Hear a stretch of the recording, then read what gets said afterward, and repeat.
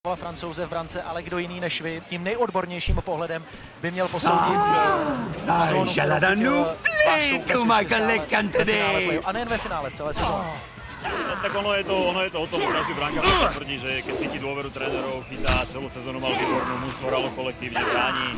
On dostane takú fázonu, že si verí, tie puky ho potom tráfajú. It only hurts this much the first time, the second time, you're dead! Tie puky ho tráfajú, chytá výborne a ja si myslím, že nebyť jeho, tak už nebyl takú základnú časť a o play-off sa nemusíme baviť. Petře, díky, že jste si našel čas, díky vám za návštěvu ve studiu a samozřejmě... Ďakujem vám pekne. Podobnou situaci s podobnou spornou situací Extraliga už pamatuje, stalo se tak v roce 2005 v semifinále v sérii mezi Libercem a Pardubicem. A tehdy pardubické brankoviště střežil Jan Lašák.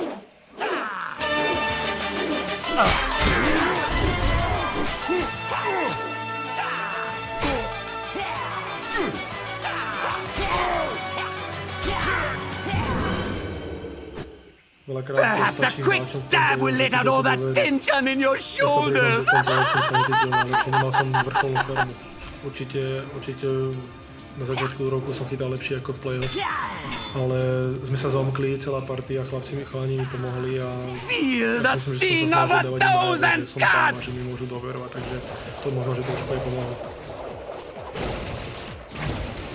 V prvním semifinále 2005 předvedl Jan Lašák výtečný zákrok, který ovšem zároveň nastartoval zajímavou debatu. Bílí tygři sahali v Pardubicích po překvapivém vítězství. Střelu Aleše Kotalíka zastavil Lašák hbitým zásahem lapačkou.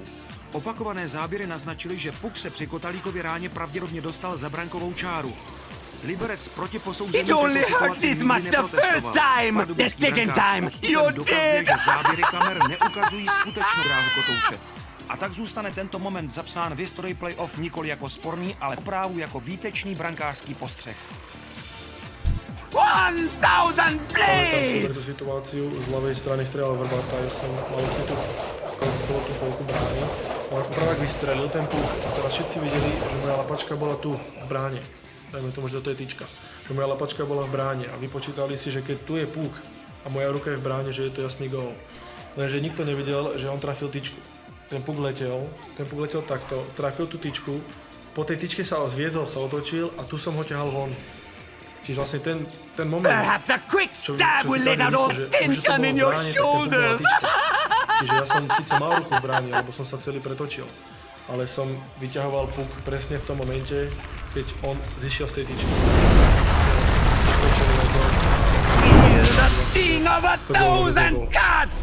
Tak som to videl ja z tej brány vlastne. Ja som to mal asi najlepší výhľad od všetkých tých zainteresovaných ľudí na svete, pretože som to mal rovno pred nosom. A ak mi to niekto vyvráti, tak to bude pre mňa malý zázrak. Každý veril tomu, čo videl a myslím si, že neviem, či by tá technika dokázala to rozpoznať, že ten puk je na tej tyčke. Ja si myslím, že možno, že aj áno, ale samozrejme nikoho z toho neobvinujem, pretože každý veril tomu, čo videl. Rooks do it from behind! Ja som sa potom na druhý deň bavil aj s Radimom Vrbatom na rozcvičke a on sám mi tvrdil, že nebolo vidno, že je to gól, že to nebolo.